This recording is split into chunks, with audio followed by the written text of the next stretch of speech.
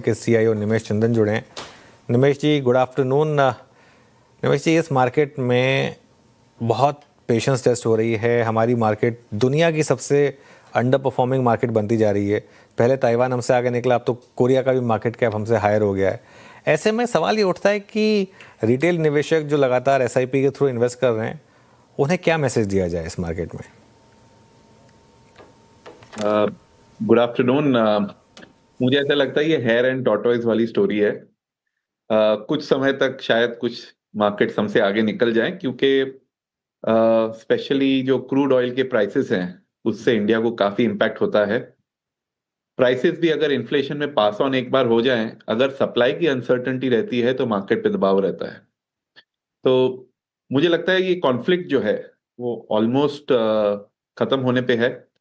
तो may be with in 2-3 months Indian market भी अच्छी रैली देगा, और तब शायद हम जो अभी जो मार्केट हमसे आगे निकल रहे हैं हम फिर आगे आ जाएं। निमेश जी, गुड आफ्टरनून। श्रेया बात कर रही हूँ, सुनकर अच्छा लग रहा है और जाहिर तौर पर सीएमसी आवाज के दर्शकों को भी अच्छा लगेगा। एक उम्मीद की किरण दिखाई आपने, लेकिन अगर 2 से 3 महीने में फिर भारतीय बाजार में रिटर्न्स मिलेंगे तो सर आपको क्या लगता है कि कौन से सेक्टर्स, स्पेसेस लीड करेंगे उसको? एक्चुअली लास्ट 1 महीने से इन्वेस्टर्स कंफ्यूज्ड हैं थोड़े से कि डिफेंसिव पोर्टफोलियो बनाया जाए या अग्रेसिव पोर्टफोलियो बनाया जाए। क्योंकि आपने देखा होगा कि मार्केट्स जो अपनी बॉटम से तो एक बार बाउंस हो चुके हैं। हम जो कहते हैं markets have climb the wall of worry, और ये तब होता है जब निवेशक ये सोच लेते हैं कि हाँ, ये क्राइसिस जो है वो कहीं एंड होने वाला है, शॉर्ट टर्म में ही एंड हो जाएगा। लकीली मिडिल ईस्ट में जो ऑयल प्रोड्यूसिंग इंफ्रास्ट्रक्चर है वो इतना डैमेज नहीं हुआ है, तो जैसे ही पीस ट्रीटी हो जाएगी 2-3 महीनों में ये जो फ्लो है ऑयल का वो नॉर्मलाइज हो सकता है। तो अगर इंडिया में आपको इन्वेस्ट करना है तो अब FY 27 या FY 28 देख के इन्वेस्ट करें, ना कि ये क्वार्टर के आंकड़े कैसे आएंगे, दैट इज जून के जो आंकड़े आएंगे वो कैसे आएंगे। तो जो मेगा ट्रेंड्स हैं इंडिया की, जैसे कि फार्मास्यूटिकल्स एंड हेल्थ केयर में जो ग्रोथ आ रहा है, पावर सेक्टर में जो ग्रोथ आ रहा है, बैंकिंग में स्पेशली प्राइवेट बैंक्स जो बहुत ही अच्छे वैल्यूएशंस पे ट्रेड कर रहे हैं, मेटल्स और कमोडिटीज में भी इस बार जो है ग्रोथ अच्छी आ रही है। इस क्राइसिस के पहले तो सीमेंट में डबल डिजिट वॉल्यूम ग्रोथ आ रहा था, मेटल्स में भी स्टील, एल्यूमिनियम सब में अच्छे प्राइस इंक्रीजेस आ रहे थे। तो शायद हम आफ्टर दिस क्राइसिस फिर वही उस तरफ चल पड़ेंगे जहां पे इकोनॉमिक ग्रोथ अच्छी होगी, क्रेडिट ग्रोथ अच्छी होगी एंड अर्निंग्स ग्रोथ भी अच्छी आ जाएगी। निमेश जी, आपने दोनों इस प्रश्नों का इतना सकारात्मक उत्तर दिया कि पूछिए मत, इतना ऊर्जावान लग रहे हैं आप। तो ऐसे में मेरा प्रश्न मैं आज दाग ही देता हूँ, वो आईटी पर आपका व्यू क्या है इस वक्त? अब आपने वो सेक्टर पकड़ा है जहां पे मैं अंडर वेट हूं, तो शायद मैं इतनी पॉजिटिव बातें ना करूं। नहीं, इसलिए तो कहते हैं मैं देख के माँ का मौका मारा चौका, है ना, तो मैंने इसीलिए जानबूझ के प्रश्न करा। देखिए, अगर इस क्राइसिस के बाद ऑयल प्राइस नीचे आ जाएंगे, पॉसिबल है कि रुपी इतना डेप्रिशिएट ना हो और थोड़ी सी अप्रिसिएशन दिखाए। इस साल जो आईटी सेक्टर का जो ग्रोथ रेट है वो थोड़ा सा कम रहेगा, बट ये कंपनीज अच्छी डिविडेंड्स, अच्छे कैश फ्लोज की वैल्यूएशन पे हैं, तो शायद यहां से प्राइसेस नीचे ना जाएं। बट अगर हम बुल मार्केट एक्सपेक्ट कर रहे हैं, जो कि हम बजाज फिनसर्व एएमसी में एक्सपेक्ट कर रहे हैं, शायद आईटी सेक्टर उसका ज्यादा पार्टिसिपेशन आपको ना दे, तो डाउनसाइड प्रोटेक्टेड रहेगी आपकी, लेकिन यहां से शायद अपसाइड कम रहेगी। मीनवाइल ब्रेंट क्रूड में एकदम से गिरावट आई, 93 के नीचे आया ब्रेंट क्रूड। थोड़ा सा ये हमारे फेवर में रहेगा। निमेश जी, एक चीज़ जो तय है, और अब आईईए के चीफ ने भी बात बोल दी है कि लड़ाई ख़त्म हो जाए उसके बाद भी आप ये ना एक्सपेक्ट करें कि तेल 60 पहुंच जाएगा। 80 से $90 कुछ समय के लिए नया नॉर्मल रहने वाला है। तो ऐसे में तेल सेंसिटिव सेक्टर्स, इन पर क्या व्यू होगा? क्या महंगाई मार्केट के लिए एक रिस्क बनेगा आगे जाकर? क्या आरबीआई गवर्नर को इसका संज्ञान लेना होगा?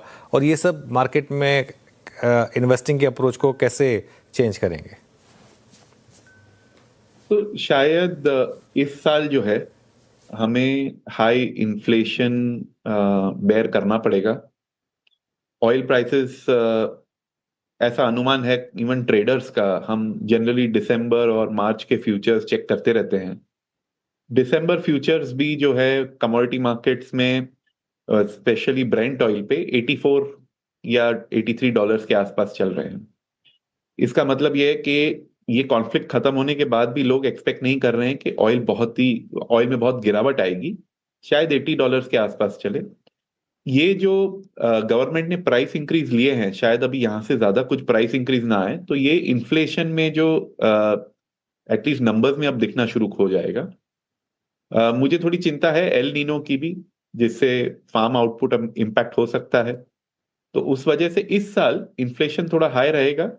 बट मुझे ऐसे लगता है कि जो फिक्स्ड इनकम मार्केट्स हैं उसे ऑलरेडी प्राइस कर रहे हैं, तो यहां से मैं ज्यादा एक्सपेक्ट नहीं कर रहा हूं कि ब्याज दर ऊपर जाएंगे जो मार्केट में जो ट्रेड हो रहे हैं। शायद आरबीआई ग्रोथ और इन्फ्लेशन दोनों को मेजर करके शायद अपना स्टांस चेंज करे। अभी तो ऐसा नहीं लग रहा है। आई होप कि यहाँ से आफ्टर द क्राइसिस अगर थोड़ा सप्लाई ईज होता है ऑयल का, प्लस यहाँ से रुपी थोड़ा सा अगर अप्रिशिएट भी हो जाता है, तो इट इज पॉसिबल दैट कि इन्फ्लेशन भी कंट्रोल में आएगा। ओके निमेश जी, ऑटो सेल्स आंकड़े आए कल, क्या निष्कर्ष निकाला आपने आंकड़े देखकर, और आगे की तस्वीर क्या बयां कर रहे हैं आंकड़े? अब तक जो है जो वाहन रजिस्ट्रेशन नंबर या ऑटो सेल्स जो आ रहे हैं वो एज पर एक्सपेक्टेशन ही चल रहे हैं। इनफैक्ट बिफोर द क्राइसिस जब हम देख रहे थे तो आंकड़े बहुत ही अच्छे आ रहे थे ऑटो सेक्टर से। शायद एक लैग इफेक्ट आया, जो income tax cuts, GST cuts और जो वेल्थ इफेक्ट आया है बिकॉज गोल्ड प्राइसेस जो ऊपर गए हैं उसका, तो उस वजह से इकोनॉमी में एक स्टिमुलस आया। जो सिक्लिकल सेक्टर्स हैं एंड कंज्यूमर डिस्क्रिशनरी सेक्टर्स हैं उनमें नंबर्स अच्छे आ रहे थे, रिटेल के, ऑटो के। इस क्राइसिस की वजह से और ऑयल प्राइसेस जो पास ऑन हुए हैं उस वजह से थोड़ा सा इंपैक्ट आ सकता है, बट अब तक जो नंबर्स आए हैं उनमें ज्यादा कुछ इंपैक्ट आया नहीं है। तो एक अंडरलाइन ट्रेंड जो है वो बहुत ही स्ट्रांग है। अगर एक दो महीने ये नंबर्स वॉलेटाइल रहे तो भी इन्वेस्टर्स उसे बेयर कर लेंगे और उन कंपनीज पे बेट लगाएंगे जिन कंपनीज को अब जहां पे एक ईवी पोर्टफोलियो भी है और जो उनके बेस मॉडल्स हैं उसमें भी अच्छा ग्रोथ आ रहा है। ओके अच्छा, ये capital goods, power, energy, space, transmission and distribution है, मुझे इस बार इनका जलवा है ना। और in fact post budget data centre theme, ये सब कुछ अगर आप देखें अच्छा काम कर रही हैं अब तक का। आप लोगों ने यहाँ पर इस थीम पर कितना कैपिटलाइज किया है?